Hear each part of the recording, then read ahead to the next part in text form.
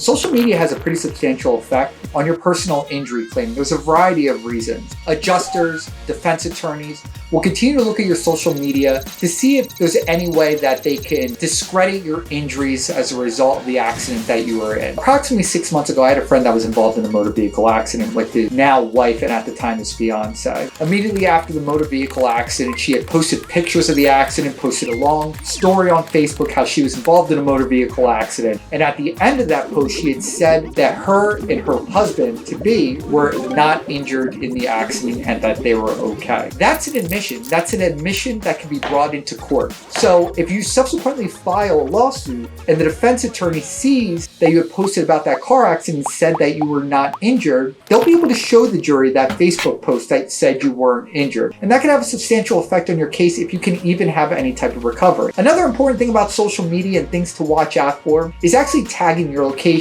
on Instagram, on Facebook. On a lot of social media platforms, you can now tag your location. So for example, say you're claiming pain and suffering, or you're claiming limited mobility, right? But then you subsequently post a picture and you tag a location of a hiking location where you had gone hiking. Well, now they're going to be able to dive into that during a deposition, at trial, talk about whether you're really limited in mobility because you had just posted a picture of you hiking, or you just posted a picture that might be scenic, but you're not in that picture, but the tag location of a hiking area. So those are things you want to be careful about. And most importantly, your pictures, right? Your pictures can tell 1,000 words. It can tell your behavioral tendencies, whether you're a high-risk person, that then the defense attorney can try to make it out to be that maybe you're really not the victim. Maybe you're partly liable for the accident that happened because you're a high-risk individual. And that can be through maybe skydiving pictures or car racing videos or anything that you do that might be considered high risk. And also,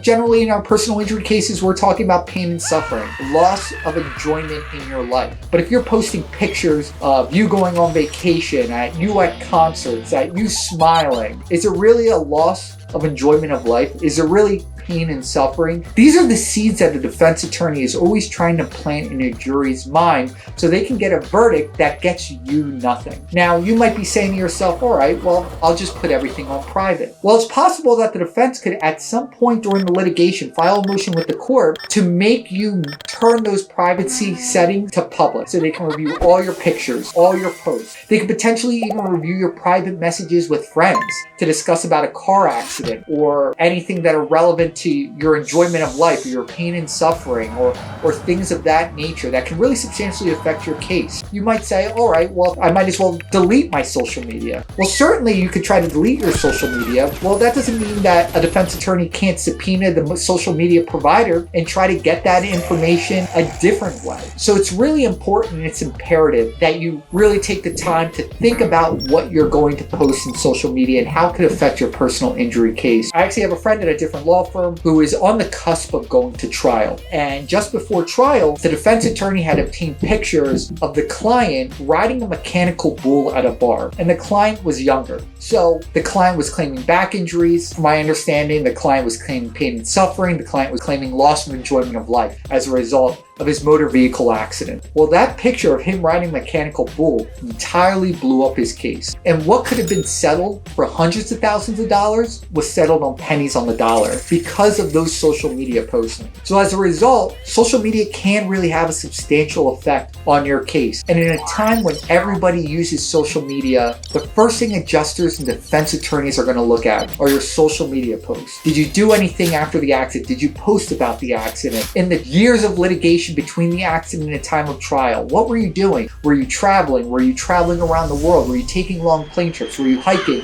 Were you skiing? Were you skydiving? Were you doing risky things? Were your pictures with your friends at bars? And again, even pictures that you're not in, but you're taking of your family, but you're posting it again, like at a ski resort. Those could be questions that are going to be brought up during your deposition, that are going to be brought up during trial, and that are going to plant really a seed of doubt in a jury's mind that could substantially affect your case. So, if you're thinking about filing a lawsuit, it's important to really stay off social media. If you're currently in a lawsuit, it's important to stay off social media. It's just not worth it. It could really hurt your case at the end of the day.